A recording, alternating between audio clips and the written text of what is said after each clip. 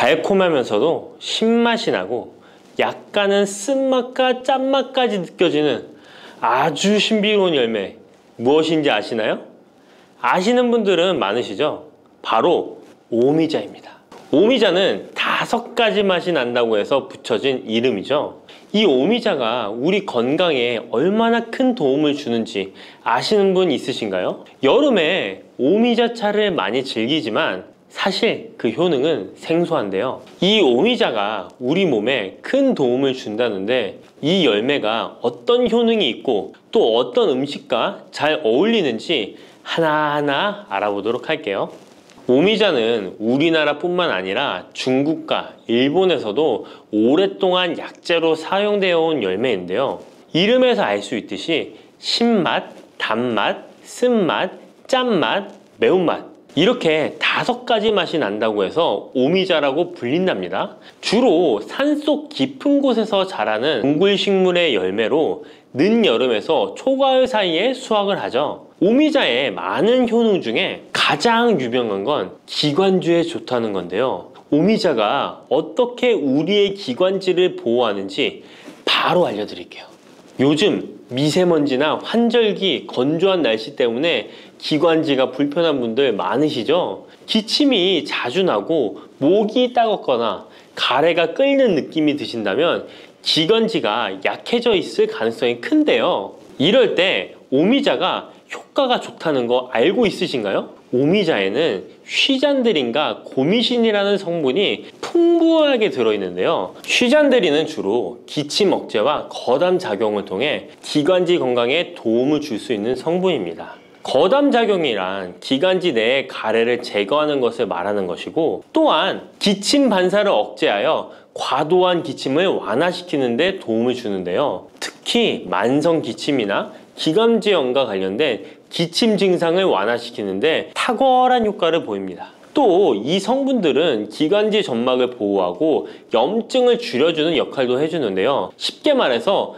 기관지 점막을 튼튼하게 만들어서 외부 자극으로부터 보호해주는 것이죠. 오미자는 기관지 확장 효과도 가지고 있는데요. 기관지가 좁아지면 숨쉬기가 답답하고 가래가 쉽게 끼게 되는데 오미자가 기관지를 확장해주면서 원활한 호흡을 도와주는 것입니다. 그래서 천식이나 만성 기관지염이 있는 분들에게는 최고의 식품인 것이죠. 특히 가래가 끈적하고 잘 나오지 않을 때 오미자차를 따뜻하게 마셔주면 한결 편해지는 것을 느낄 수 있습니다. 이렇게 기관지 건강을 지켜주는 오미자, 정말 대단하죠? 오미자의 놀라운 효능 2번째는 당뇨 예방입니다. 현대인들에게 점점 더 흔해지고 있는 질환 중 하나가 바로 당뇨인데요. 당뇨병은 한 번 걸리면 평생 관리해야 하는 질환이기 때문에 예방이 무엇보다 중요한 거 다 아시죠? 그런데 오미자가 당뇨 예방에 아주 좋은 역할을 한다는 사실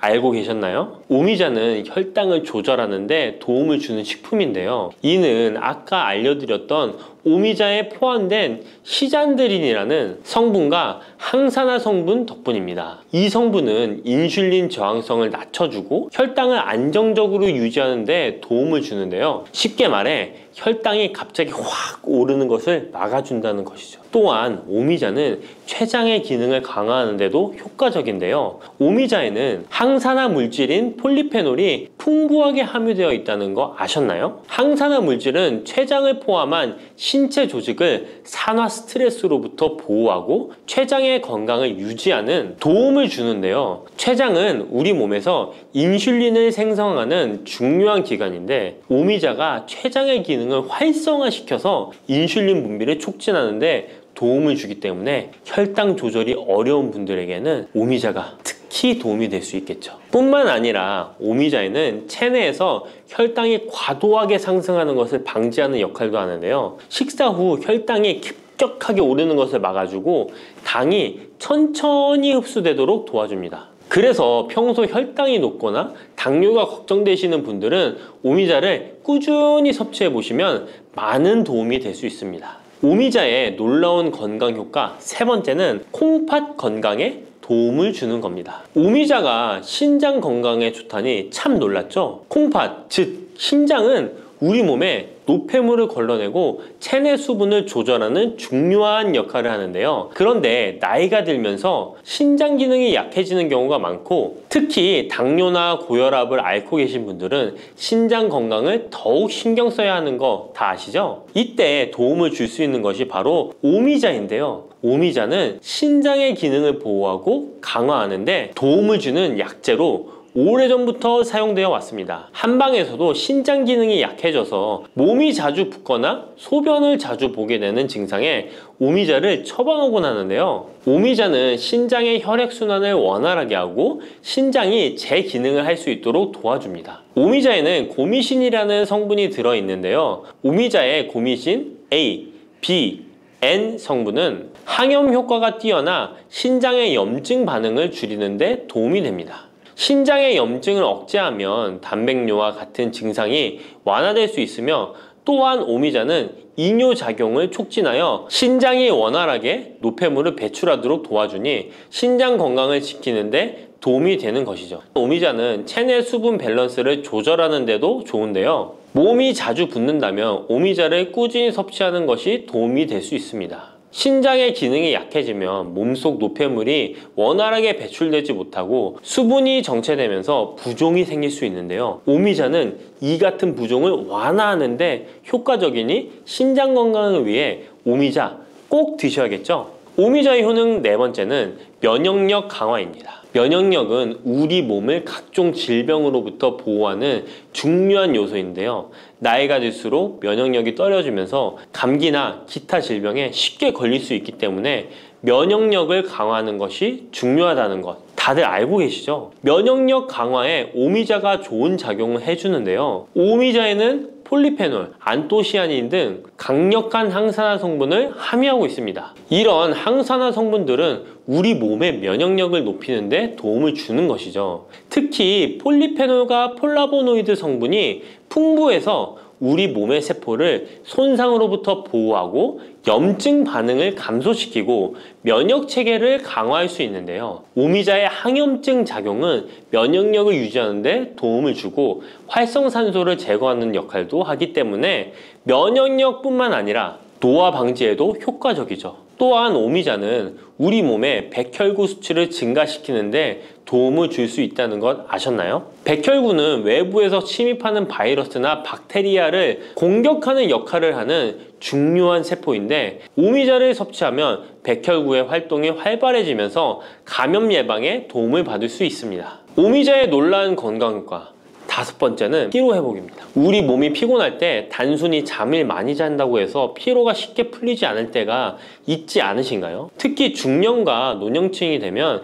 피로가 쉽게 쌓이고 회복이 더뎌지는 경우가 많은데요. 자도 피로가 풀리지 않고 개운하지 않을 때가 있죠. 이럴 때 도움이 되는 것이 바로 오미자입니다. 오미자는 피로 회복에 도움을 주는데요. 오미자가 철분을 함유하고 있다는 것 아셨나요? 철분은 적혈구의 헤모글로빈 생성에 중요한 역할을 하는데요. 철분이 충분하면 혈액 내의 산소 운반 능력이 향상되어 혈액순환이 원활해질 수 있습니다. 혈액순환이 원활해지면 우리 몸 구석구석에 산소와 영양분이 잘 전달이 되기 때문에 피로가 덜 쌓이게 되고, 특히 오미자는 간 기능을 보호하는 효과도 있어 피로로 인해 몸이 무거운 분들에게 더욱 유익한 식품이죠. 또 오미자에는 고미신이라는 성분이 들어있는데요. 이 성분들은 아까 알려드렸던 콩팥 건강에 유익한 작용을 할 뿐만 아니라 간 기능 활성화를 시키고 피로 물질을 빠르게 분해하는 역할을 한다고 알려져 있습니다.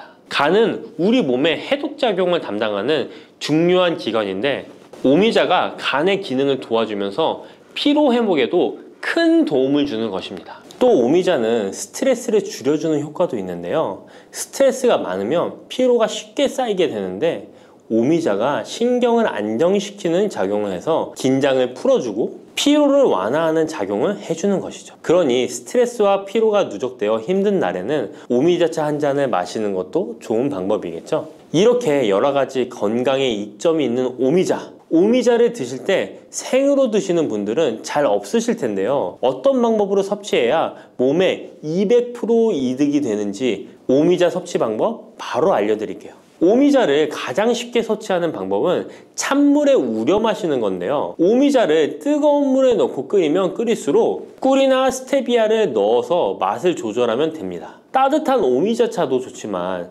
냉침으로 천천히 우려내면 색도 더욱 예쁘고 맛도 깔끔한데요. 여름철에는 시원하게 즐길 수 있어서 더욱 좋은 오미자차, 여름철에는 시원하게 즐길 수 있어서 더욱 좋은 오미자 냉침차 만드는 방법 알려드릴게요. 준비 재료는 간단한데요. 말린 오미자 30g, 물 500ml, 꿀 또는 레몬입니다. 만드는 방법은 말린 오미자는 한번 가볍게 헹궈 불순물을 제거해 준 뒤에 깨끗한 물 500ml에 오미자를 넣고 냉장고에 12시간 이상 우려주는 건데요. 참 쉽죠? 시간이 지나면 붉은 빛을 띠면서 오미자 특유의 새콤달콤한 맛이 우러나오는데요. 원하는 농도에 따라 더 오래 우려내도 좋습니다. 여기에 단맛이 필요하면 꿀을 넣고 상큼한 맛을 더하고 싶다면 레몬을 띄워보세요. 맛이 한층 더 업그레이드 된답니다. 이렇게 만든 오미자 냉침차는 여름철에 얼음을 넣어 마시면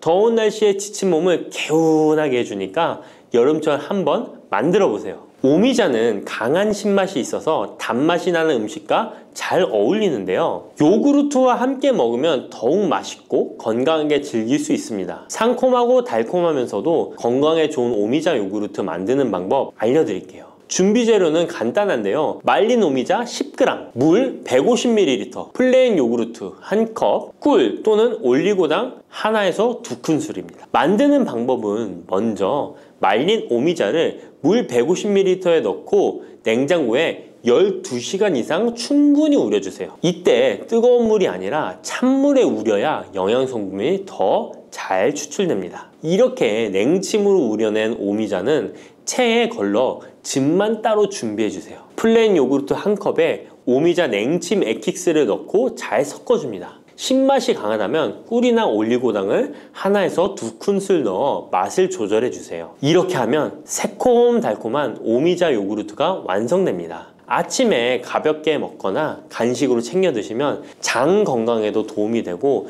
피로 회복에도 좋으니 꼭 해 드셔보세요. 세 번째로 소개해 드릴 것은 오미자청인데요. 오미자청은 오랫동안 보관할 수 있어서 언제든지 쉽게 차로 만들어 마실 수 있습니다. 또한 청을 이용해서 다양한 음식에도 활용이 가능한데요. 오미자청 만드는 방법도 알려드릴게요. 준비 재료는 말린 오미자차 400g 혹은 냉 오미자 500g, 설탕 또는 비정제 설탕 500g 또는 꿀 400g, 유리병입니다. 만드는 방법은 말린 오미자일 경우 오미자를 깨끗이 씻은 후에 물에 30분 정도 불려준 뒤 체에 받쳐 물기를 제거한 후에 유리병에 오미자를 담아주세요. 생 오미자는 잘 세척 후 바로 유리병에 담아주세요. 오미자와 설탕 또는 꿀을 넣어 충분히 잘 섞어줍니다. 그 다음 뚜껑을 닫고 상온에서 2에서 3일 정도 숙성시킨 후 냉장고에서 2주 이상 보관하면 오미자청이 완성됩니다. 오미자청은 물에 타서 차로 마셔도 좋고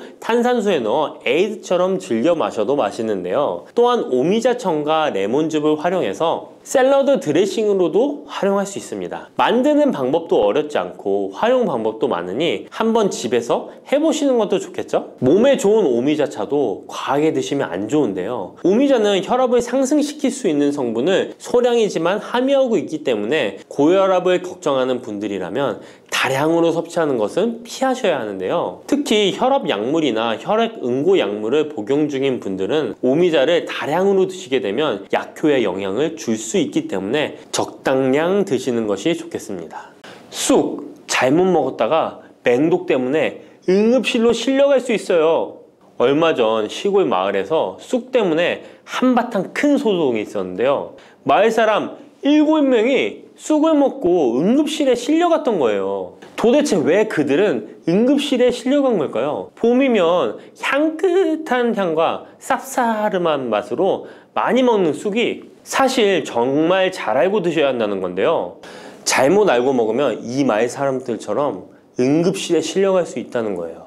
그럼 지금부터 쑥 드실 때 주의할 점, 그리고 쑥을 드시면 안 되는 분들, 쑥과 함께 드시면 안 되는 음식, 쑥의 효능, 쑥과 함께 드시면 보약이 되는 음식에는 어떤 것이 있는지 쑥 건강하게 먹는 방법까지 알려드릴게요. 우리나라에 자라는 쑥의 종류가 40종이 넘고 쑥과 비슷하게 생긴 독초도 있어 채취 시 주의해야 합니다. 먼저 오초라는 독초가 있는데 쑥과 비슷하여 해마다 오초를 섭취하고 병원에 실려오는 환자들이 있습니다. 이 오초는 조선시대에는 사약을 만들 때 사용할 정도로 맹독을 가지고 있습니다. 많이 자랐을 때는 쑥과 어느 정도 구분이 되지만 어린 잎인 새수는 쑥과 너무 비슷해서 이런 사고가 자주 발생하게 됩니다. 그리고 쑥은 아무 데서나 채취해서 드시면 안 되는데요. 그 이유는 바로 중금속 때문입니다. 도심이나 하천, 도로변에서 채취한 쑥에서는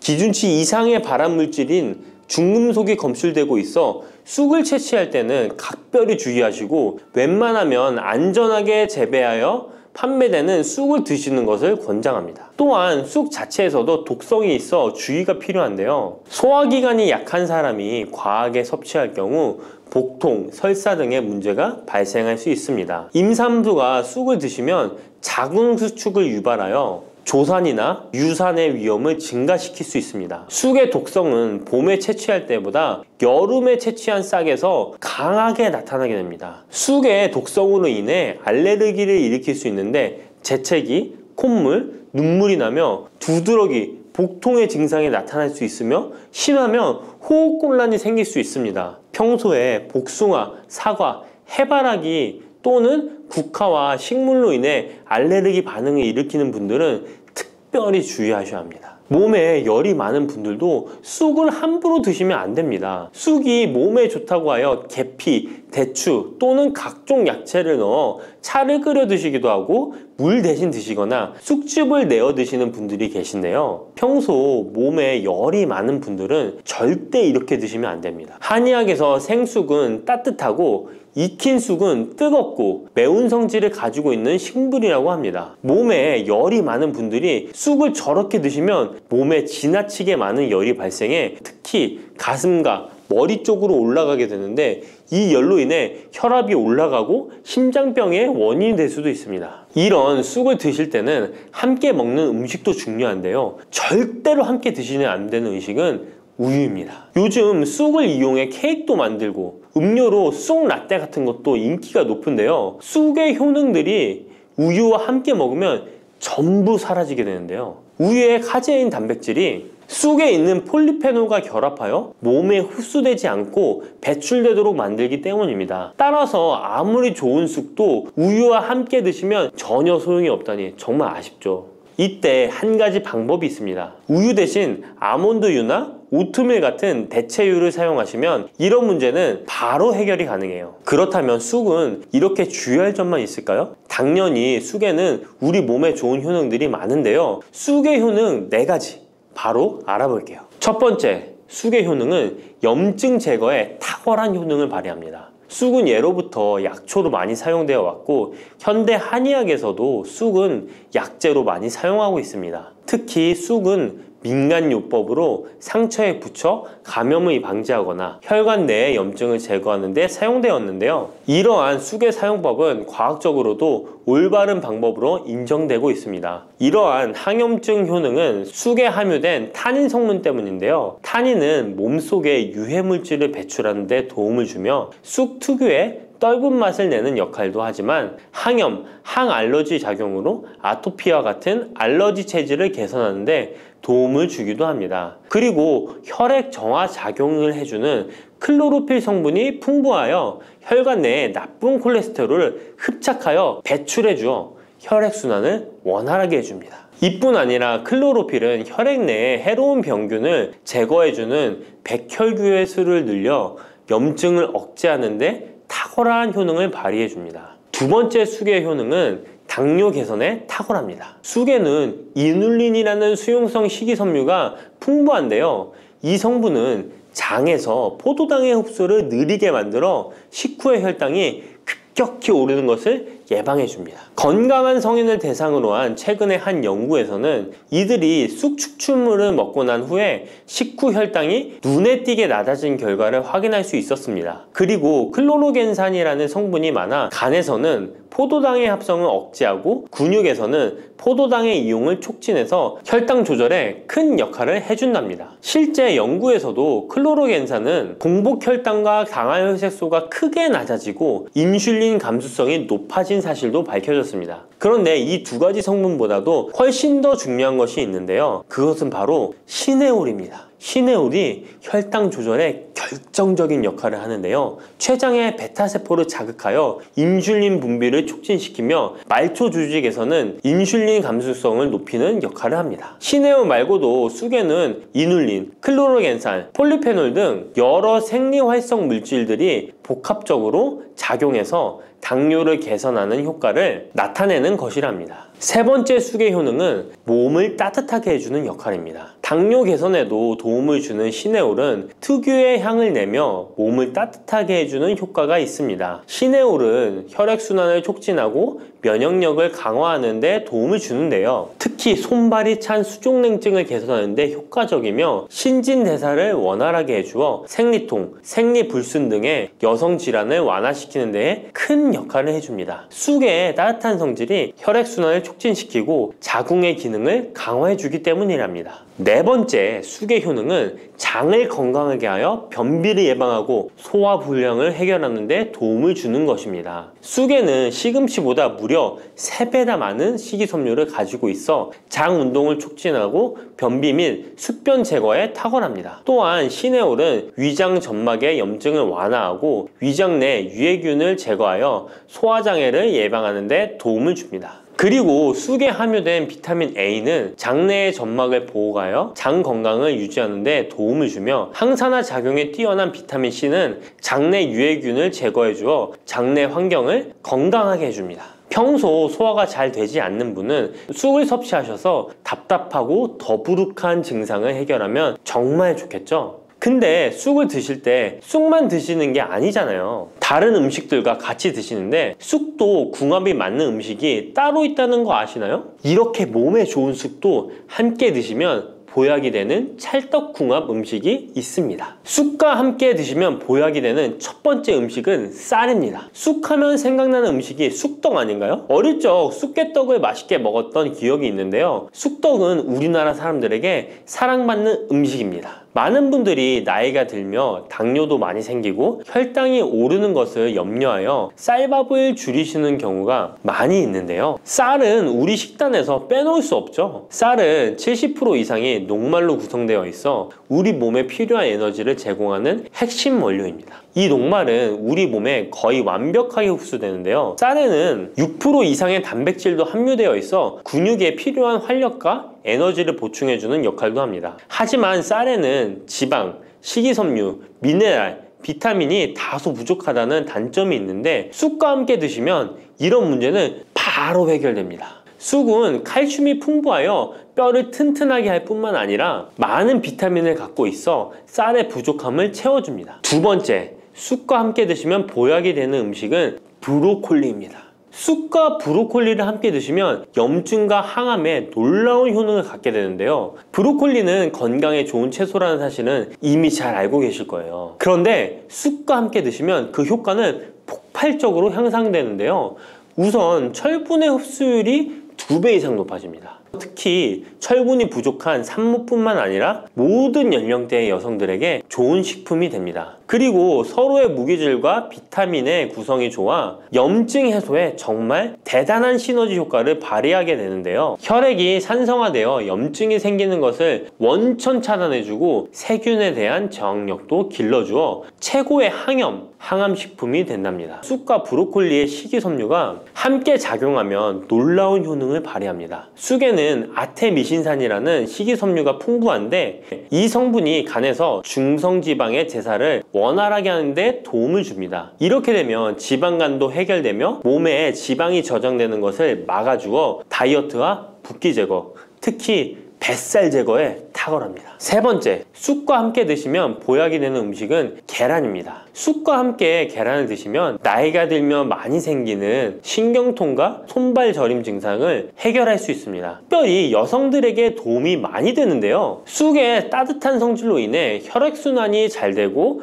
몸의 붓기와 독소를 제거해주는 효과가 좋아 신경통, 저림 같은 증상을 진정시키는데 놀라운 효능을 발휘하는 것입니다. 계란의 단백질과 쑥이 만나 근육을 단단하게 만들어줍니다. 계란에는 단백질과 항산화 성분이 풍부하지만 비타민 C가 부족한데 쑥에 많은 비타민 C가 있어 계란의 부족한 부분을 채워줍니다. 쑥의 칼륨과 미네랄은 혈액 속에서 세포의 균형을 지켜주고 폐를 정화하여 폐 질환도 완화시켜줍니다. 또한 골다공증과 같은 뼈 질환을 예방해주기도 합니다. 그리고 쑥과 계란을 함께 드시면 뇌 건강에도 좋은데요. 계란의 콜린과 쑥의 비타민이 함께 기억력과 인지 능력을 향상시켜주고 뇌세포를 보호하여 치매를 예방해줍니다. 네 번째, 쑥과 함께 드시면 보약이 되는 음식은 콩나물입니다. 콩나물과 쑥은 식이섬유와 필수 아미노산이 풍부하여 소화 기능을 강화시키는데 탁월한 시너지를 발휘합니다. 콩나물에는 다양한 비타민과 미네랄이 풍부하여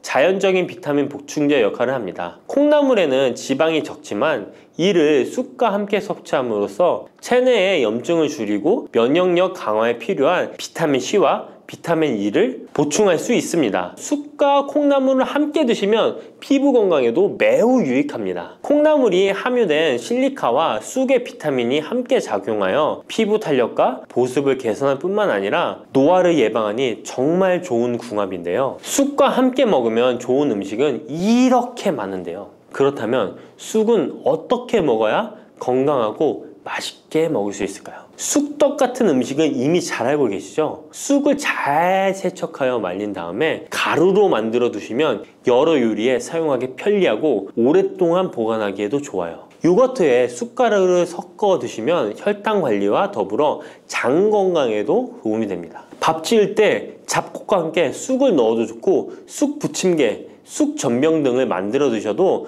맛과 향이 좋습니다. 계란물에 쑥가루를 넣어 계란말이를 해 드셔도 되고 계란찜이나 계란국에 쑥을 넣어 드셔도 됩니다. 계란찜이나 계란말이를 만들 때 브로콜리까지 넣어 드시면 건강에 더욱 좋은 음식이 된답니다. 혈관 건강이 걱정이라면 바로 이것을 드셔야 합니다.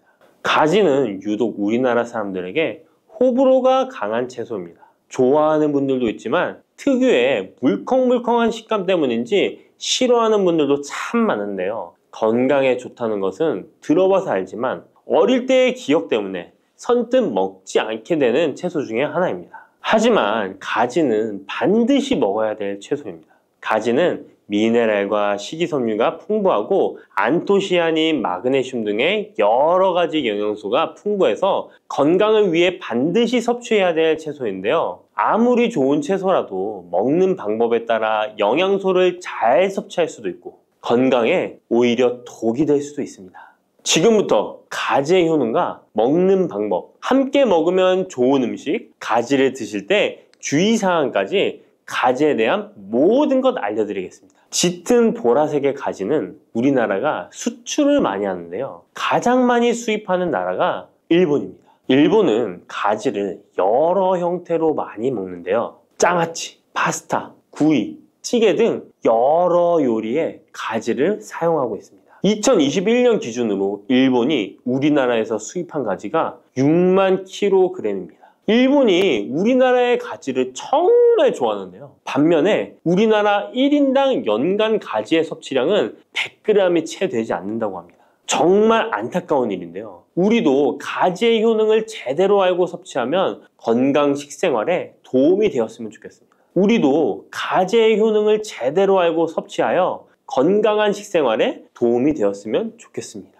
첫 번째, 가지의 효능은 심혈관 질환을 예방하는 데 도움을 준다는 것입니다. 나이가 들수록 심혈관 질환으로 병원을 많이 가게 되는데요. 가지에는 칼륨이 풍부하여 심박수를 안정적으로 유지하는 데 도움을 주고 나트륨의 배출을 도와줘 혈압을 낮추는 데에도 효과가 있습니다. 가지에 풍부하게 함유된 폴라보노이드 성분은 나쁜 콜레스테롤인 LDL 수치를 낮추고 좋은 콜레스테롤인 HDL 수치를 높여주는 효능이 있습니다. 이런 효능들은 심혈관 질환을 예방하는 데 아주 중요한 것으로 많이 알려져 있습니다. 평소에 가지를 주기적으로 섭취하시면 심혈관 질환으로 병원에 갈 일을 조금 줄일 수 있겠죠. 두 번째, 가지의 효능은 염증을 억제하고 가라앉히는 데 도움이 된다는 것입니다. 옛날에는 민간요법으로 사마귀를 제거할 때 가지를 사용했을 정도로 염증 제거에 효능이 좋은데요. 특히 점막에 있는 염증에 효과가 좋은 것으로 알려져 있습니다.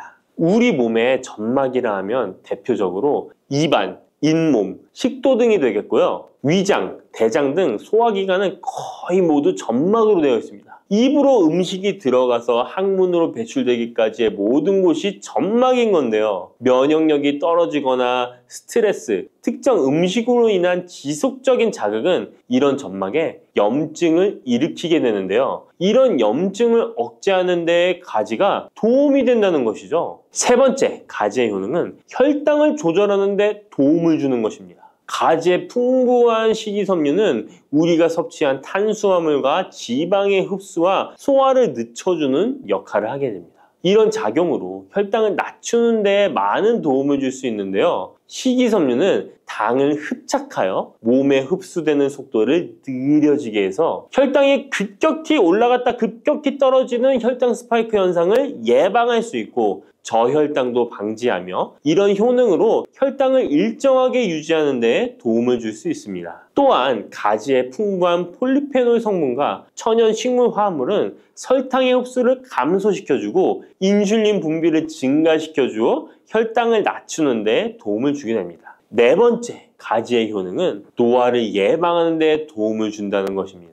가지의 짙은 보라색은 나수닌이라고 하는 강력한 항산화 성분인데요. 우리 몸에 정말 중요한 역할을 해주는데 바로 세포와 혈관이 노화되는 것을 방지해주는 것입니다. 산화 스트레스로부터 혈관을 보호해주며 추가적으로 과도한 철분이 혈관에 쌓이는 것을 막아주는 효과가 있습니다. 철이 공기에 만나면 산화되어 빨갛게 부식되는 것과 마찬가지로 우리 몸에도 철분이 필요 이상 쌓이게 되면 세포와 혈관을 산화시킬 수 있는 것입니다. 철분이 우리 몸에 꼭 필요한 성분이지만 과도하게 쌓이게 되면 노화를 촉진하는 부작용이 있는 것이죠. 철분이 많이 들어있는 음식은 바로 붉은색 고기입니다. 따라서 평소에 고기를 좋아하고 자주 드시는 분이라면 가지와 함께 드시는 것이 정말 좋겠습니다. 다섯 번째 가지의 효능은 감염을 예방한다는 것입니다. 면역력이 떨어질 때 세균이 우리 몸에 들어오면 감염에 걸리기 쉬운데요. 가지에 풍부하게 함유된 클로로겐산과 폴리페놀 성분들은 세균과 바이러스를 제거하는 효과가 있어 감염 예방에 큰 도움이 됩니다.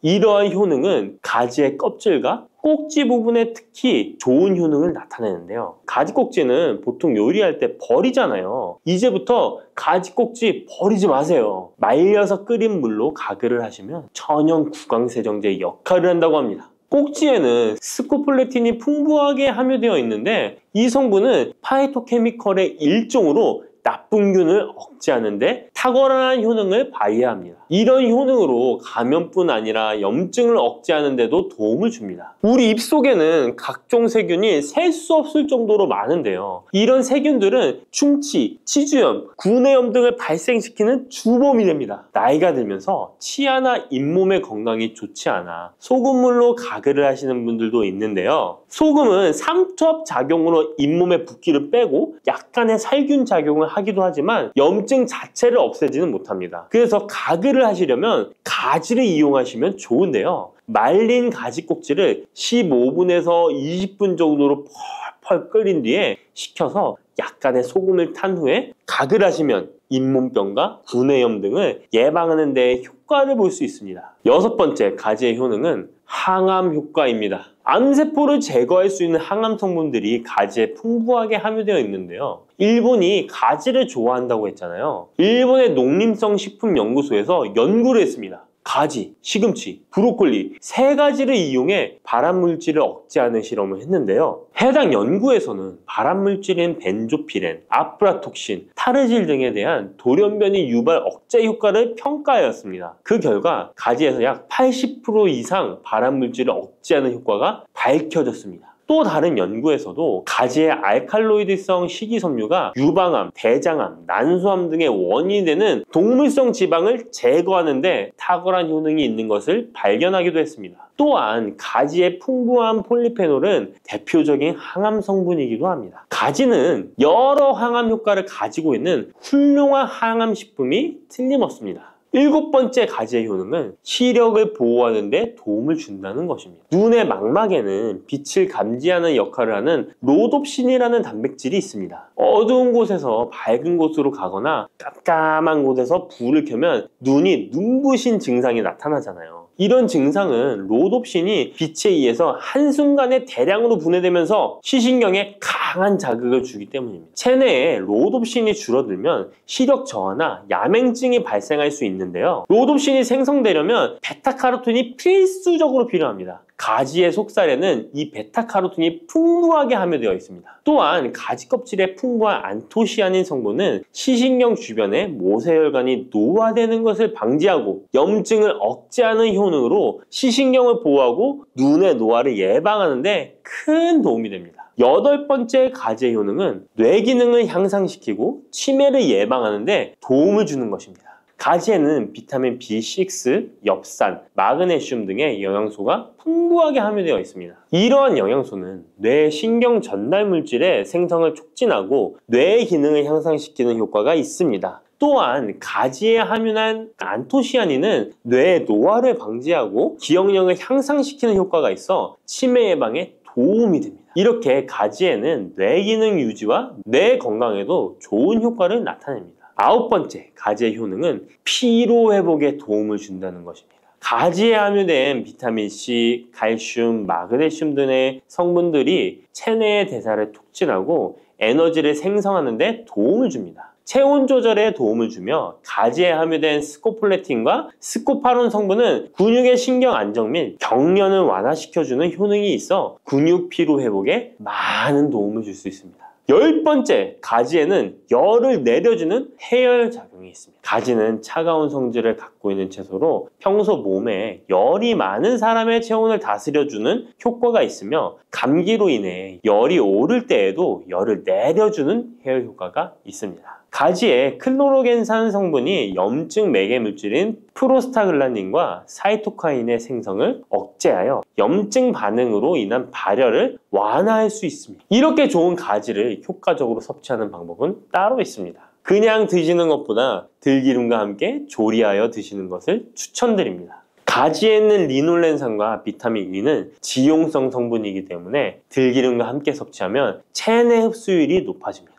가지의 속살은 스폰지같이 기름을 흡수하기 때문에 들기름의 영양소 흡수율은 더욱 높아질 수 있습니다. 들기름은 하루에 한 스푼씩 약처럼 드시는 분들이 있을 만큼 건강에 많은 도움을 주는데요. 치매를 유발하는 물질인 베타 아밀로이드가 뇌에 쌓이는 것을 막아주어 알츠하이머 치매를 예방하는 효능이 있습니다. 또한 피토스테롤이라는 성분이 함유되어 혈관 내의 콜레스테롤의 수치를 낮춰주는 데 도움이 됩니다. 이뿐 아니라 염증성 질환을 예방하고 뼈의 건강에도 좋으며 심혈관 질환을 예방하고 장 건강에도 정말 좋은 효능을 발휘하는 것이 들기름입니다. 이런 들기름이 가지와 만나면 효과가 극대화되는 것인데요. 가지를 요리할 때는 쪄서 드시는 것이 가장 많은 영양소를 흡수할 수 있는 방법입니다. 상명대학교의 외식영양학과 연구팀이 이에 대한 실험을 진행했습니다. 가지 100g을 물에 넣어 삶는 방법, 찜기에 넣어 찌는 방법, 그리고 랩을 씌워 전자레인지에 돌리는 방법, 이렇게 3가지 방법으로 가지를 조리했습니다. 이때 가지의 항산화 성분인 클로로겐산의 함량이 어떻게 달라지는지 확인을 했는데요. 가지를 찜기에 넣고 쪘을 때 클로로겐산의 함량이 늘어났다고 합니다. 항산화 성분뿐만 아니라 칼슘도 가지를 쪘을 때 가장 많은 함량이 나왔다고 하는데요. 그런데 항상 쪄서만 드실 수는 없잖아요. 삶아서 드신다면 가지 삶은 물은 절대 버리지 말고 함께 드시길 바랍니다. 짙은 보라색의 가지 껍질에는 안토시아닌이 풍부한데요. 이 안토시아닌의 항산화 효과는 토마토의 3배, 그리고 브로콜리의 2배로 알려져 있습니다. 이 안토시아닌은 항산화 작용에도 강력하지만 스트레스를 완화하는 데에 도움을 주고 신체가 정상적인 기능을 회복하고 유지하는 데에도 도움을 주는 성분입니다. 신체가 정상적인 기능을 회복하고 유지하는 데에도 도움을 주는 성분입니다. 그런데 이 안토시아닌은 수용성 성분으로 물에 잘 녹아 나옵니다. 그래서 가지를 씻을 때는 너무 물에 오래 담가두지 마시고요. 가지를 삶아서 조리했다면 이 물에 안토시아닌이 풍부하게 함유되어 있기 때문에 이 가지 삶은 물을 차처럼 드셔도 되고 다른 요리할 때 채수로 사용하셔도 좋습니다. 이렇게 좋은 가지도 드실 때 주의하실 사항이 있습니다. 많은 채소나 과일들이 익히지 않고 생으로 드실 때 좋은 경우가 많은데요. 가지는 절대로 생으로 드시면 안 됩니다. 가지에는 솔라닌이라는 독성 물질이 있기 때문입니다. 솔라닌은 쌍난 감자에 생기는 독성과 같은 것인데요. 이 독성은 위경련, 복통, 현기증, 식중독 등의 증상을 유발할 수 있으므로 가지는 반드시 익혀서 드시기 바랍니다. 그리고 가지 알레르기가 있는 분들도 섭취에 주의하셔야 합니다. 가지를 먹기나 만지기만 해도 입 주변이나 피부가 가렵고 두통 또는 복통이 생긴다면 가지 알레르기가 있을 가능성이 높으니 가지 섭취 시에 주의하시기 바랍니다. 가지 알레르기가 아니더라도 아토피나 다른 알레르기 때문에 항히스타민제를 복용하고 있는 분들도 가지 섭취를 주의하시면 좋겠습니다. 마지막으로 가지는 찬 성질의 음식이기 때문에 체질 자체가 냉하여 몸에 냉증이 있는 분들은 가지를 다량 섭취하실 경우 위장에서 탈이 날 수 있으므로 섭취 시 주의하시기 바랍니다. 물렁한 복숭아 좋아하세요? 아니면 딱딱한 복숭아 좋아하세요? 사람들마다 본인이 좋아하는 복숭아의 종류가 따로 있죠. 백도, 황도, 천도, 요즘엔 신비 복숭아라는 것도 인기가 참 많은 것 같습니다. 냉장고에 뒀다 먹으면 달콤하고 부드럽고 향긋한 복숭아는 참 맛이 좋은데요. 여름철 대표 과일 중 하나인 복숭아도 함께 먹으면 의사들도 놀란 만큼 몸에 좋은 음식도 있고 또 복숭아도 잘못 드시면 우리 몸에 독이 될 수도 있습니다. 달콤한 과일인 복숭아는 당뇨 있는 분들이 꺼려하는 과일 중에 하나이기도 하는데요. 이 복숭아도 올바로 알고 드시면 당뇨가 있는 분들에게도 보약이 될 수 있습니다. 지금부터 복숭아와 함께 먹으면 보약이 되는 음식, 그리고 복숭아 드실 때 주의할 점과 복숭아의 효능까지 모든 것 알려드릴게요. 여름 과일의 여왕이라는 별명을 가진 복숭아는 더운 날씨에 다양한 영양소와 수분이 많아서 피로 해소와 식욕 증진에 도움을 줄 수 있습니다. 특히 복숭아에는 우리 몸에 흡수가 빠른 각종 당류와 수분, 비타민, 구연산 무기질 등이 풍부하게 함유되어 있어 더위에 지친 몸에 활력을 불어넣어주며 수용성 식이섬유인 펙틴과 폴리테놀의 함량도 높아서 혈관 건강에도 좋은데요. 펙틴은 혈중 콜레스테롤 수치를 낮추는 데 도움을 주기 때문에 각종 심혈관 질환 예방에 도움이 됩니다. 또한 복숭아에 함유된 칼륨 성분은 나트륨 배출을 촉진하고 혈압을 낮추는 데 도움을 주기 때문에 고혈압, 동맥경화 등을 예방하는 데 도움이 됩니다. 풍부한 식이섬유는 장 건강에 좋은 역할을 주는데요. 소화를 촉진하고 배변의 양을 늘려 규칙적인 배변 활동에 도움을 주기 때문에 변비뿐만 아니라 장 건강 증진에도 도움이 됩니다. 특히 수용성 식이섬유는 장내 유익항균의 먹이가 되어 장내 환경을 개선하는 데 도움을 주어 장 건강과 면역력 증진에도 놀라운 효능을 발휘합니다. 또한 수용성 식이섬유는 위염, 위궤양을 예방하기도 합니다. 복숭아의 달콤함 때문에 당뇨가 있는 분들은 복숭아 먹기가 꺼려지시잖아요. 이제부터는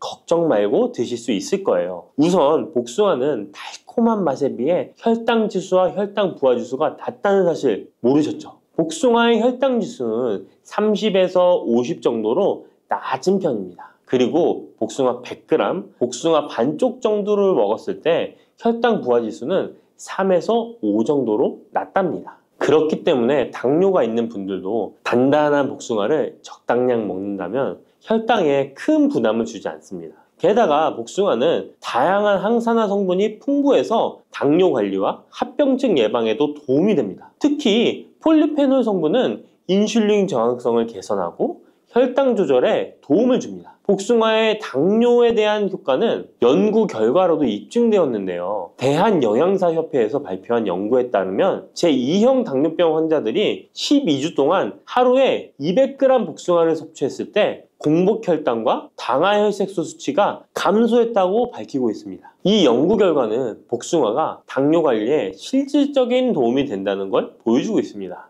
다만 모든 복숭아가 당뇨에 좋은 건 아닙니다. 물렁한 복숭아는 좋지 않습니다. 조직이 단단해요. 체내에 소화되고 흡수되는 속도가 느린 딱딱한 복숭아를 드시는 것이 좋습니다. 단단한 복숭아를 드실 때 혈당이 급격하게 오르는 것을 막아줄 수 있습니다. 반면에 너무 물렁하고 당도가 높아 보이는 복숭아는 위험할 수 있습니다. 이런 물렁한 복숭아는 부드럽고 금방 소화되기 때문에 혈당을 급격하게 치솟게 만들 수 있습니다. 당뇨 환자의 혈당 관리에는 정말 치명적일 수 있어요. 혹시 복숭아 껍질을 함께 드시나요? 아니면 껍질은 버리고 부드러운 과육만 드시나요? 사실 복숭아 껍질에는 과육보다 무려 5배나 많은 식이섬유가 들어있습니다. 이 식이섬유는 당뇨 관리에 정말 중요한 성분입니다. 식이섬유가 풍부한 식품은 혈당 상승을 억제하고 인슐린 감성을 높여준답니다. 그래서 당뇨가 있는 분들은 복숭아를 껍질째 드시는 것이 좋습니다. 복숭아 껍질의 효과는 이미 여러 연구를 통해 입증되었는데 한국식품연구원에서 발표한 연구 결과에 따르면 복숭아 껍질 추출물이 혈당을 내려주고 인슐린 저항성 개선에 효과가 있다고 보고하기도 했습니다. 껍질에 풍부한 폴리페놀과 식이섬유가 이런 효과를 나타낸 것입니다. 복숭아는 당뇨뿐만 아니라 항암 효과도 있는데요. 복숭아에는 폴리페놀, 카로티노이드 등 항산화 성분이 풍부하게 들어있어 바람의 원인인 활성산소를 제거해주기 때문입니다. 이런 효능으로 각종 암 예방에 도움이 됩니다. 또한 복숭아에 함유된 클로로겐산과 네오클로로겐산은 정상세포에는 영향 없이 유방암 세포의 성장을 억제하는 효과가 있으며 미국 워싱턴 주립대학교 연구팀에 따르면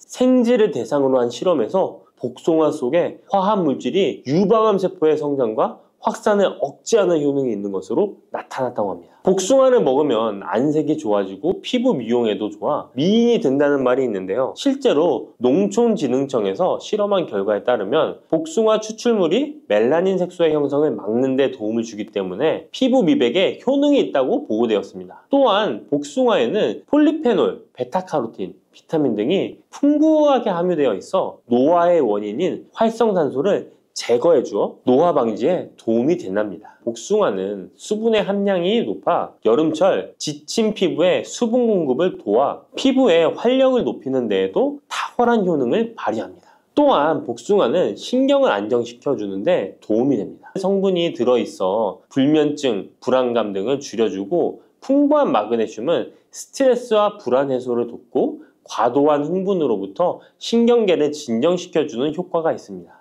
복숭아에 들어있는 구연산, 아스파라긴산, 글루타민 등은 스트레스를 줄이는 데 도움을 주기 때문에 잠자리에 들기 전 복숭아를 먹으면 여름철 불면증 해소에도 도움이 됩니다. 이렇게 좋은 복숭아도 함께 먹으면 시너지가 폭발해 보약이 되는 음식들이 있습니다. 아몬드, 호두와 같은 견과류에는 불포화 지방산이 매우 풍부합니다. 이 불포화 지방산이 인슐린 감수성을 높이고 혈당을 안정시켜 주는데 여기에 복숭아의 폴리페놀이 더해지면 혈당 조절 효과는 높아지게 됩니다. 달콤한 복숭아와 고소한 견과류를 함께 드시면 당뇨 예방과 당뇨 관리에 최고인 것이죠. 그리고 많은 분들이 요거트에는 유산균이 풍부해 장 건강에 도움이 된다는 걸 알고 계실 거예요. 여기에도 복숭아를 함께 드시면 그 효과가 2배로 늘어나는데요. 복숭아에 들어있는 폴리페놀이 유산균의 활성을 높여주는데요. 이렇게 되면 장내 환경이 좋아져 인슐린 저항성도 개선되고 혈당 조절도 쉬워집니다. 계피는 인슐린 저항성을 개선하는 것으로 잘 알려져 있습니다. 매일 계피가루를 조금씩 섭취하는 것만으로도 당뇨 관리에 도움이 되는데요. 계피와 복숭아를 함께 드시면 시너지를 내서 혈당을 안정시켜 줄 수 있습니다. 이렇게 몸에 좋을 것만 같은 복숭아도 드실 때 주의하셔야 할 것들이 있습니다. 언제, 어디서든 먹기 좋은 복숭아, 통조림 잘 알고 계시죠? 복숭아 통조림을 절대 드시면 안 됩니다. 통조림 복숭아에는 설탕의 함량이 매우 높기 때문입니다. 많은 설탕이 들어가 있을 뿐만 아니라 복숭아 자체도 물렁물렁하여 드시게 되면 혈당이 급격히 올라가게 됩니다. 당뇨 환자에겐 치명적일 수 있을 뿐만 아니라 건강한 사람도 자주 드시게 되면 췌장이 망가지고 각종 심혈관 질환의 위험이 높아질 수 있습니다. 게다가 통조림 가공 과정에서 영양소 손실도 많이 일어나게 되는데요. 비타민 C와 폴리페놀 같은 중요한 영양소가 파괴될 수 있습니다. 이렇게 되면 당뇨 관리에 도움되는 성분뿐 아니라 건강에 좋은 여러 영양 성분이 사라져 그냥 단맛 나는 젤리? 비슷한 음식을 먹는 것과 마찬가지가 되는 것입니다. 그러니 통조림 말고 반드시 싱싱한 복숭아를 드시기 바랍니다. 또한 복숭아에도 부작용이 있는데요. 복숭아 알러지 많이 들어보셨죠? 복숭아 알러지가 있거나 복숭아를 먹었을 때 두드러기, 호흡곤란, 설사, 발작 등의 증상이 발생한다면 복숭아는 피하는 것이 좋습니다. 또한 복숭아는 식이섬유의 함량이 높아서 과도하게 많이 먹게 되면 설사, 복통 등의 부작용이 발생할 수 있으니 과다 섭취는 피하시기 바랍니다. 지방 함량이 높은 음식과 함께 섭취하면 복숭아의 유기산이 지방 분해를 막아 배탈을 유발할 수 있습니다. 복숭아 씨앗에는 아미그달린 성분이 많이 들어있기 때문에 과다 섭취 시 사이안 화물 중독에 의해 구토나 간 손상, 호흡곤란, 동공 확장, 현기증 등의 부작용이 발생할 수 있으니 복숭아 씨앗 섭취는 절대 하시면 안 됩니다. 복숭아 보관은 어디에? 어떻게 하시나요? 냉장고 아니면 상온에 보관하실 텐데요. 일단 복숭아는 구입한 당일이나 다음날 바로 드시는 것이 좋습니다. 상온에서 2에서 3일 정도 보관했다가 드시면 맛이 가장 좋습니다. 그런데 구매한 양이 많아 전부 못 드시게 되면 냉장 보관하시기 바랍니다. 냉장 온도는 5도 정도의 온도를 유지해 주는 것이 좋습니다. 너무 차갑게 하시면 단맛이 떨어질 수 있으니 추천드리지 않습니다. 그러면 냉장 보관한 복숭아는 바로 꺼내 먹어도 될까요? 시원해서 좋을 수 있지만 먹기 1시간 전에 꼭 상온에 꺼내 두었다가 드시는 것을 추천드립니다. 8도에서 13도 사이가 복숭아가 가장 맛있는 온도입니다. 상온에 잠시 두면 냉장고의 차가운 온도가 풀리면서 복숭아의 달콤함이 살아납니다.